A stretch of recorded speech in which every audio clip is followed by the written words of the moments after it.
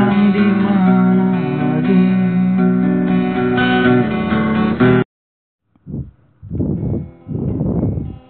Assalamualaikum warahmatullahi wabarakatuh.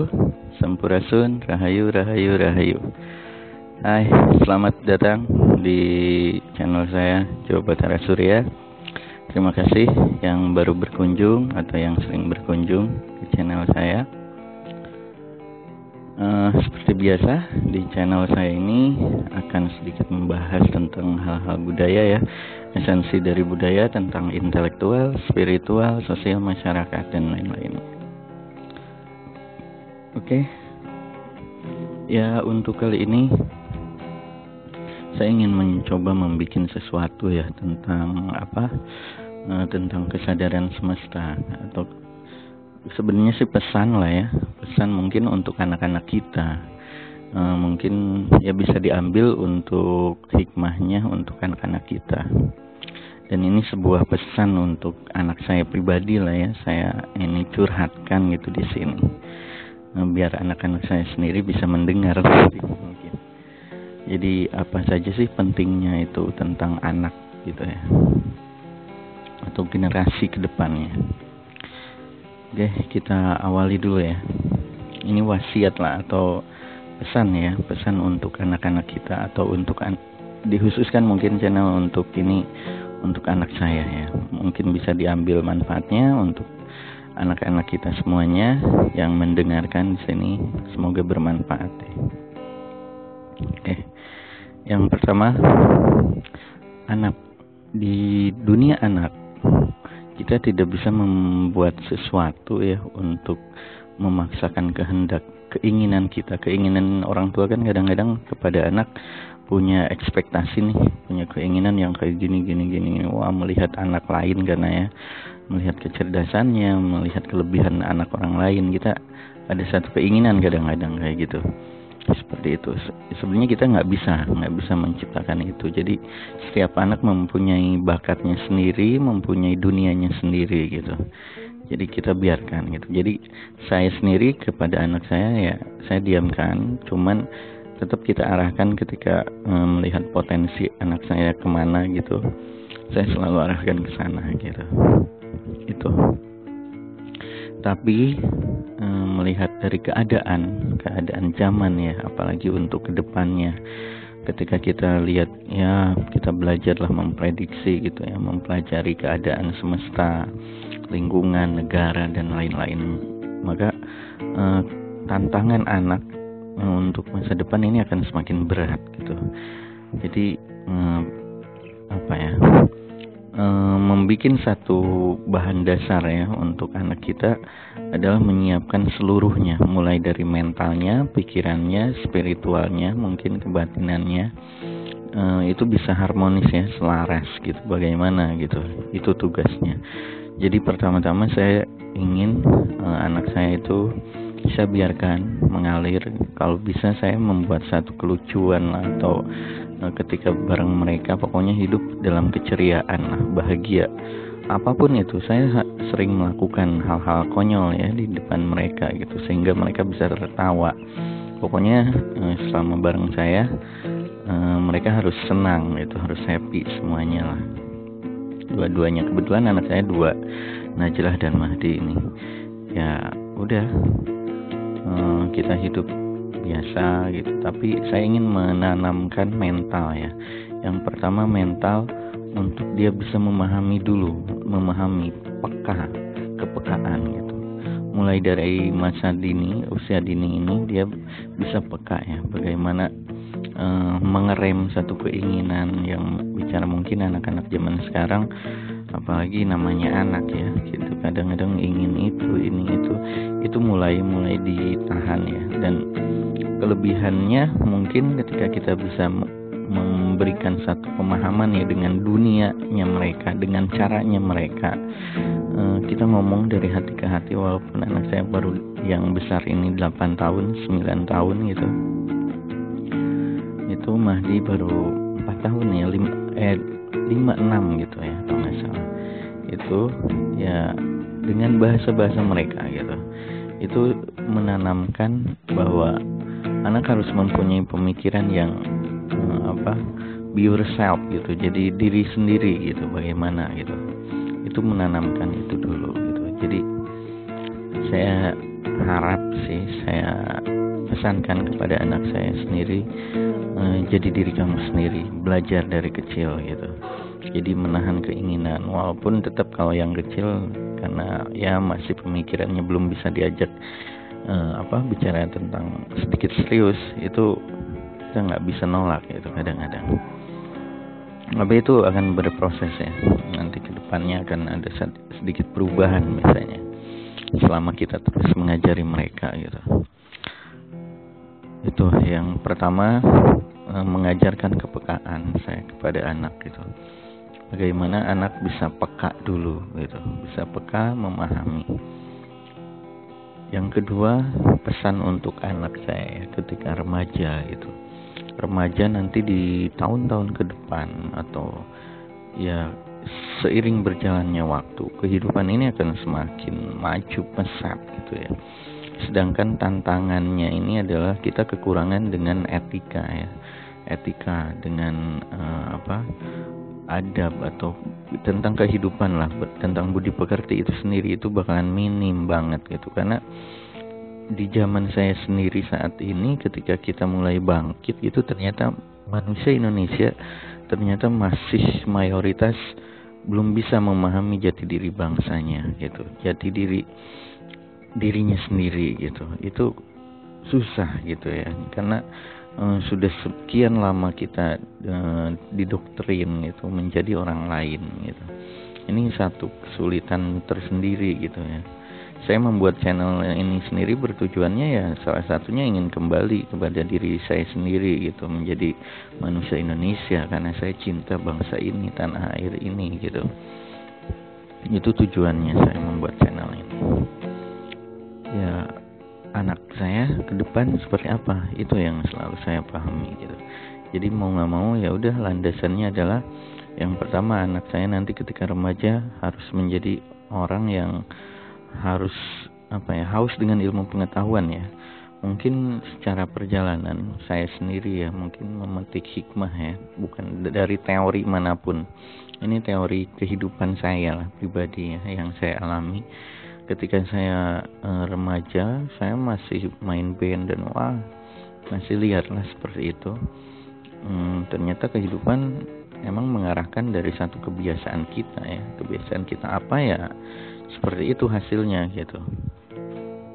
Ternyata ketika kita terjun ke dalam dunia keilmuan ya, mungkin di masa remaja, keilmuan yang ringan-ringan gitu, dalam artian mulai dari dunia sastra atau dari satu pengolahan ya, kegelisahan jiwa atau pencarian makna-makna dari hal sumber disiplin ilmu apapun, hingga akhirnya mencapai satu pemahaman tentang ilmu agama, diperdalam. Semua ilmu apapun itu kalau bisa diperdalam gitu, dipelajari lah ya, walaupun nggak selalu harus substansinya satu gitu dalam satu mazhab agama, enggak.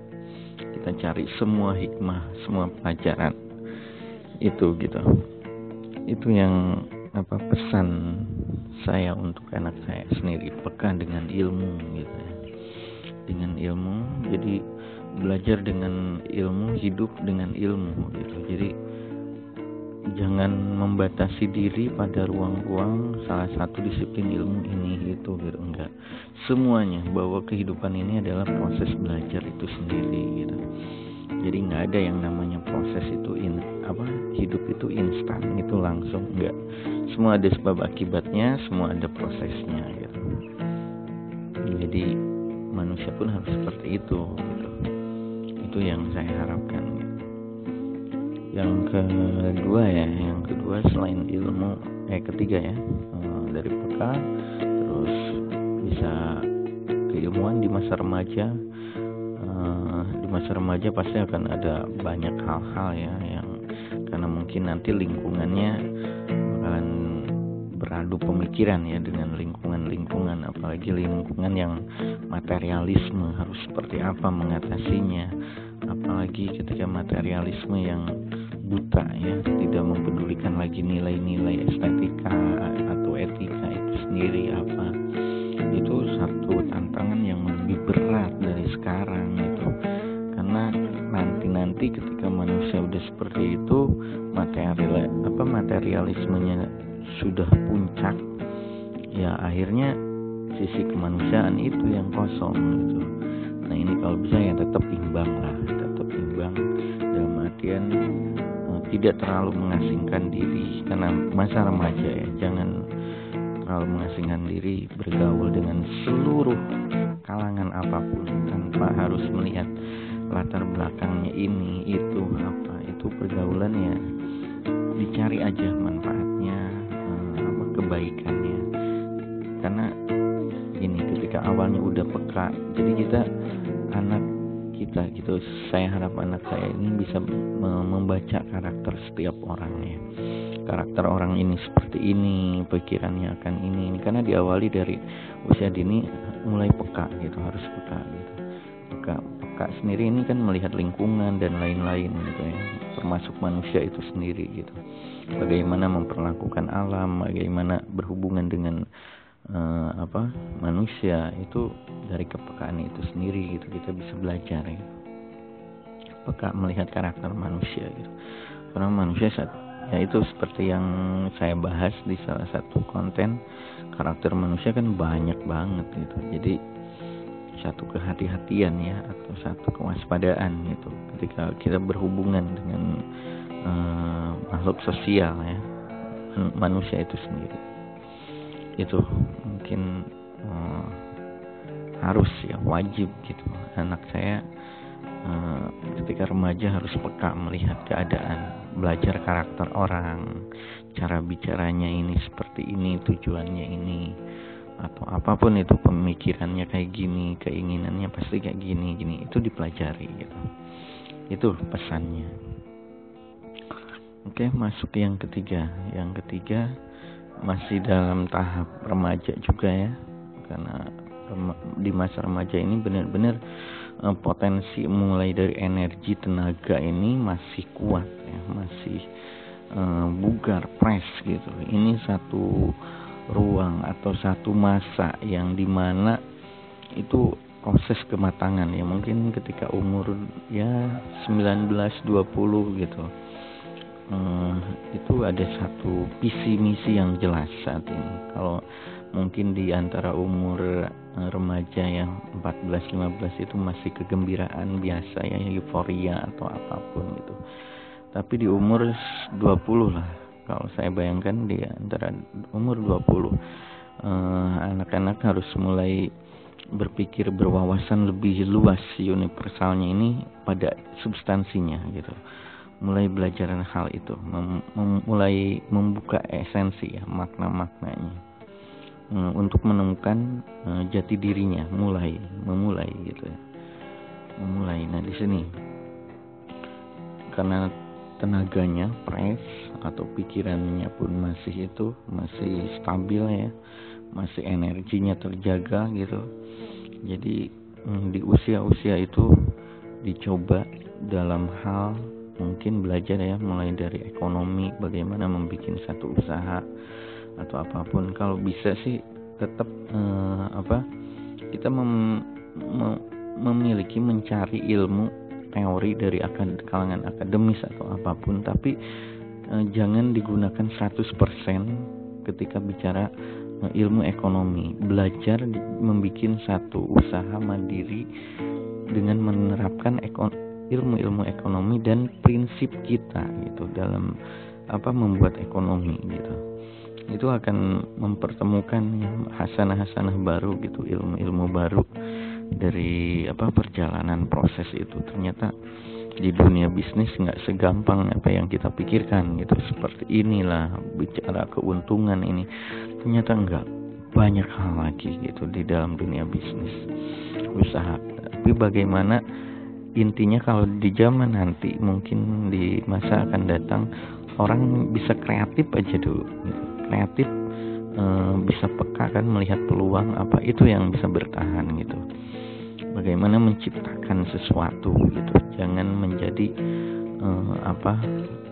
orang lain gitu, orang lain dengan kerja ini kita ingin, enggak, saya pikir nanti akan siapa yang kreatif, yang punya wawasan, yang punya kemauan kuat, dia yang akan bertahan gitu.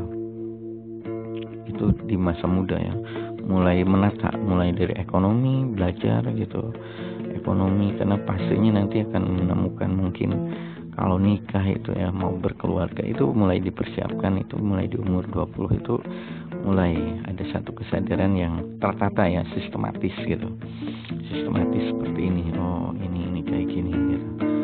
Udah mulai dari ekonomi hal-hal lainnya itu dipelajari lagi, mulai dari agama sendiri itu mulai dipraktekkan secara esensi ya, mencari esensi dari tingkah laku. Akhirnya oh ini nilai agama kayak gini, ini dipraktekkan, bukan hanya sebatas ritual gitu ya, dipraktekkan bagaimana, dan itu yakin saya akan bersinggungan atau berbenturan dengan realitas, karena realitas mau gak mau didominasi oleh kemunafikan, oleh banyak hal-hal yang kurang sefrekuensi ya ketika kita mengamalkan nilai-nilai ya, suci dari agama, dari nilai-nilai budi pekerti apapun itu.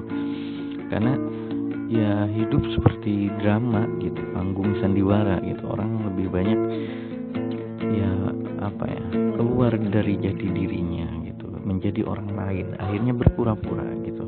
Tidak ada kejujuran pada dirinya.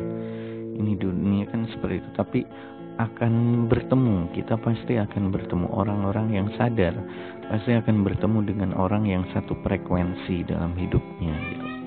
Jadi santai aja, tenang gitu. Itu setelah penataan yang dari 20 melakukan aplikasi keilmuan yang mulai dari remaja gitu, itu belajar, itu dipraktekkan, masa-masa praktek ya, mulai dari ekonomi, dari hal agama atau apapun itu praktek serius benar atau apa. Nah setelah menginjak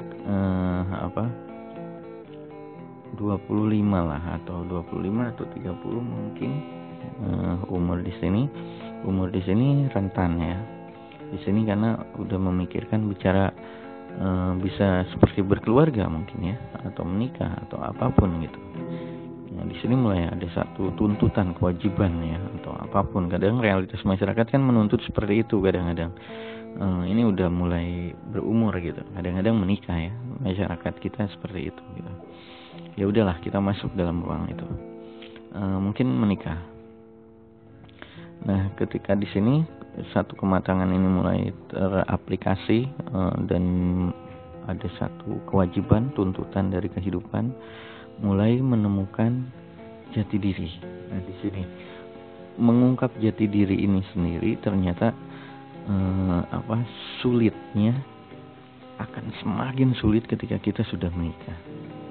Ini beda banget. Jadi ketika pribadi sendiri itu melakukan hal apapun bebas, enak gitu ya, mempunyai waktu luang kemana apapun itu luas lah, untuk pencarian, untuk pengaktualisasian itu pun luas banget. Tapi ketika udah menikah itu beda gitu. Jadi ada satu benturan berat, mulai dari psikis kayak gimana, mulai dari badan gimana, itu benar-benar yang itu membutuhkan satu pemikiran tingkat yang cukup lumayan gitu. Tapi lagi-lagi jangan sampai terjebak dalam kesusahannya, karena proses mulai dari kecil, dari kepekaan, ilmu dan lain-lainnya itu akan menghasilkan satu energi terbesar atau kualitas diri seseorang, itu akan mampu memecahkan masalah-masalah besar. Beda dengan orang yang prosesnya tidak melalui tahapan-tahapan itu yang hanya jalan aja lah gitu. Itu beda gitu. Mereka akan semakin matang, malah bisa memecahkan masalah seperti ini, itu akan semakin mudah sebenarnya kematangannya ya. Nah, ketika udah berkeluarga mungkin. Cuman ketika di sini, ketika masa-masa udah keluarga, tuntutan apa, inilah sebenarnya waktu proses pematangan yang ideal gitu. Karena apa? Karena benturannya akan sedemikian rupa. Bagaimana dengan istri, bagaimana dengan anak. Kalau saya boleh jujur, saya berbenturan dengan istri saya hampir tiap hari, karena nggak satu frekuensi gitu, nggak satu pemikiran. Jadi saya berpikir udah istri saya masih A gitu. Itu sering terjadi dan itu menjadi satu konflik batin, gangguan perjalanan saya mulai dalam hal pikiran spiritual saya ini akhirnya goncang gitu. Tapi benar-benar itu menjadi satu hikmah ya untuk kehidupan kita ya. Berarti inilah medan yang harus kita lalui. Nggak mungkin membuat sesuatu tanpa tempaan atau ujian gitu. Ini untuk proses mencari siapa diri kita sebenarnya gitu. Ya udah, jalani aja, nikmati proses itu.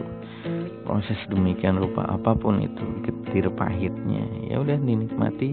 Tapi kita punya menyisihkan waktu atau ruang di dalam diri kita ingin menjadi diri kita sendiri.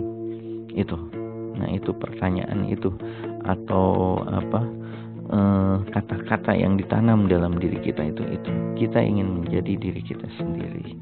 Itu disimpan dalam hati, sebagian saja dalam hati kita, yang lainnya bolehlah untuk anak, untuk istri, lain-lain. Itu. Setelah itu udah mulai umur berjalan, di sini akan merasa terasa ya semua hikmah-hikmah perjalanan, proses apapun itu gitu. Kita bisa menangkap sinyal-sinyal itu gitu. Ini hikmah yang dulu, ini hikmah ini, hikmah ini perjalanan. Jadi proses perjalanan itu benar-benar ada satu nilai yang besar gitu dalam hidup kita, dan kita akan mengerti bahwa berharganya hidup ini tergantung ilmu gitu ya. Berharga atau enggaknya hidup ini tergantung ilmunya gitu. Orang memahaminya seperti apa gitu. Itu dari masa itu.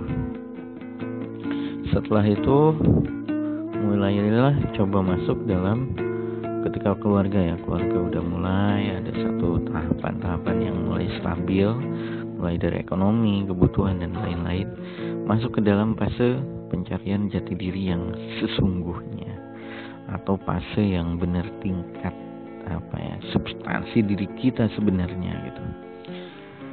Untuk anak saya sendiri, saya selalu mengajarkan meditasi ya, belajar mungkin dari awal ya, mulai dari gerakannya aja atau posisi ya, bukan gerakan, posisi duduk, cara bernapas atau apa itu, cara pikiran atau keadaan hati mengolah, yang dasar-dasar saja dulu gitu. Itu di sini ketika udah kita melalui proses, mungkin mulailah menjalani jalan spiritual itu sendiri gitu. Perjalanan diri kita sendiri gitu. Siapa diri kita sebenarnya gitu. Itu pencarian di masa ini. Ini idealnya di sini sih. Ya mungkin antara sekitar umur 38, 39 itu kan lumayan gitu. Cukup, karena umur 40 di kalangan masyarakat kita kan selalu diidentikan udah matang ya. Mungkin kalau matang bagi masyarakat umum yang awam ya hanya untuk materi lagi gitu. Bagaimana umur 40 bisa punya mobil, rumah besar atau apapun, enggak. Itu pandangan umum gitu ya.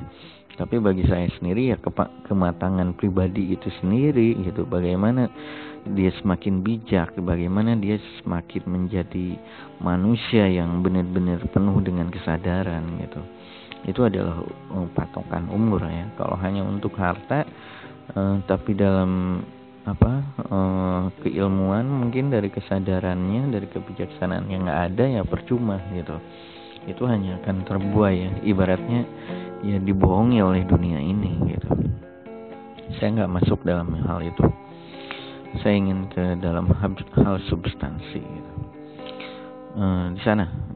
Terus pintu awal untuk mengenal diri.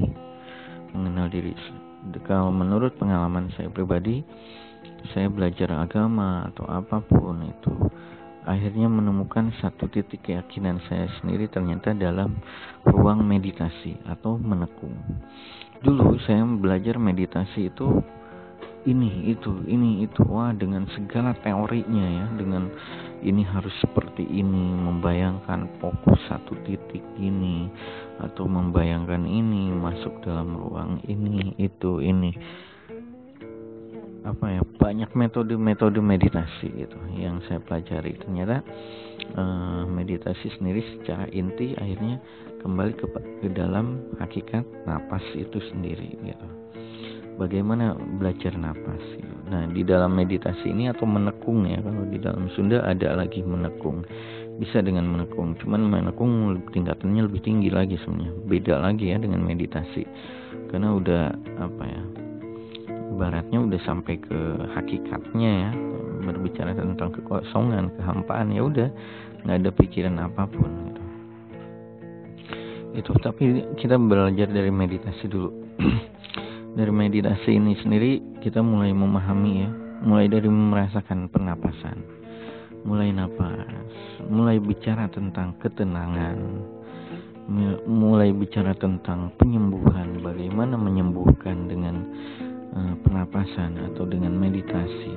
Kita dari meditasi kita akan belajar bagaimana struktur tubuh manusia itu sendiri, bagian-bagiannya atau apa yang ada di dalam tubuh manusia itu sendiri, mulai dari zat kimianya, mulai dari organnya, mulai dari kelistrikannya, dan bisa dimanfaatkan sedemikian rupa gitu ya di dalam tubuh kita itu sendiri. Bisa jadi manfaat banget gitu untuk mengobati lah, untuk kesehatan kita sendiri, untuk menangkal psikis, gangguan, mungkin belajar energi gitu ya. Karena dalam meditasi kita akan mengenal bagaimana merasakan energi gitu ya. Di sana akan belajar lagi banyak gitu. Nah, itu manfaat meditasi. Banyak hal dari meditasi. Tapi tahap awal adalah tentang bicara ketenangan gitu. Ketenangan. Bagaimana ketika kita menangkal satu mungkin gangguan ya psikis ya, atau kita sering marah atau apa, di dalam meditasi kita tenangkan. Karena mungkin dari keinginan duniawi atau apa ya yang menggebu-gebu, akhirnya kita depresi atau apa. Kembali lagi kita menetralkan diri, bertanya lagi kepada jiwa kita yang tertinggi, jiwa kita yang terdalam, apakah benar hidup hanya sebatas itu gitu. Bertanya terus dalam meditasi dan menemukan dan memasrahkan. Intinya itu memasrahkan, pasrah saja kepada yang pencipta gitu ya, atau kita pasrah kepada energi yang ada dalam diri kita gitu. Dan semesta pasti tahu apa yang kita inginkan. Itu di dalam meditasi pasrah. Itu intinya ketika sesuatu yang sudah kita usahakan atau apa ternyata ini ya udah, pusaka terakhirnya adalah pasrah itu sendiri gitu. Itu inti meditasi itu sebenarnya. Dalam hal meditasi sendiri kita belajar mulai dari energi ya, mulai masuk ke energi, dari energi mengenal kita frekuensi, vibrasi, baru mengenal tentang gelombang otak gitu. Gelombang otak kita saat meditasi itu seperti apa gitu. Itu akan memahami lagi. Nanti kita akan belajar tentang teori fisika kuantum itu apa, itu dipelajari lagi sedemikian rupa menjadi hal ilmiah gitu. Jadi akhirnya kita bisa mengikis bahwa tentang meditasi adalah tentang hal-hal yang mistik ya, atau yang bersinggungan. Ya emang pasti bersinggungan, tapi kita bisa membacanya dengan cara ilmiah gitu. Tidak seperti orang-orang yang mengatakan hal-hal aneh-aneh lah ya dalam dunia meditasi. Enggak. Sebenarnya itu ilmiah banget bahwa leluhur. Nggak mungkin lah leluhur kita mengajarkan sesuatu, apalagi meditasi, kalau itu buruk, itu udah pasti dilarang dari zaman dulu-dulu gitu. Tapi itu ada kebaikan, akhirnya diajarkan gitu kepada generasi selanjutnya. Ini gitu, itu logikanya ya. Itu dari meditasi gitu. Setelah meditasi sendiri, ya kita akan menemukan hal-hal lain ya. Mulai mengenal, bertanya lagi, siapa itu malaikat penjaga saya, siapa itu roh penjaga saya, siapa diri saya sejatinya, atau jiwa tertinggi saya, jiwa terdalam saya ini siapa, apa. Di sanalah mulai memahami ya bahwa siapa kita sebenarnya, ruh kita itu apa gitu. Ternyata esensi itu ketemu ya, akan ketemu dalam hal meditasi. Makanya dalam meditasi intinya bernapas penuh dengan penghormatan, dengan ketenangan, menghirup tenang, keluarkan dengan penuh hormat, tenang lagi, dan menemukan kedamaian. Esensi bertanya, seluruh apapun masalahnya, bertanya kepada diri sendiri. Diri kita sendiri ini besar gitu, punya potensi yang sangat-sangat besar gitu. Jadi pecahkan itu dengan tenang seluruhnya, dan kembalikan kepada yang maha gaib gitu ya. Itu dari meditasi gitu. Itu pesan untuk anak-anak saya ya, terutama pada Najlah dan Mahdi saya. Itu jadi karena tantangan hidup pasti akan semakin berat tahun-tahun ke depan itu. Jadi itu saja. Mungkin ini untuk episode pertama ya. Nanti kita akan bahas hal lain, pesan semesta untuk anak juga ya. Hal lain lagi dari kebagian keduanya. Oke, cukup sekian dulu dari saya. Terima kasih atas kunjungannya ke channel saya. Jangan lupa juga ya, kalau bisa like, share, dan subscribe-nya. Terima kasih banget untuk subscribe-nya ya. Oke, cukup sekian dulu dari saya. Assalamualaikum warahmatullahi wabarakatuh. Sampurasun, rahayu, rahayu, rahayu, rahayu, sagung dumadi.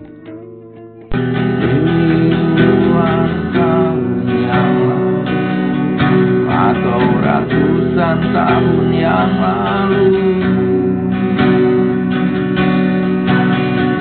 Soekarno bicara, atau Mahapati Gajah Mada, atau Pajajaran bercerita, Siliwangi yang bercerita. Kesungguhan ini tak pernah luntur dengan hujan air mata.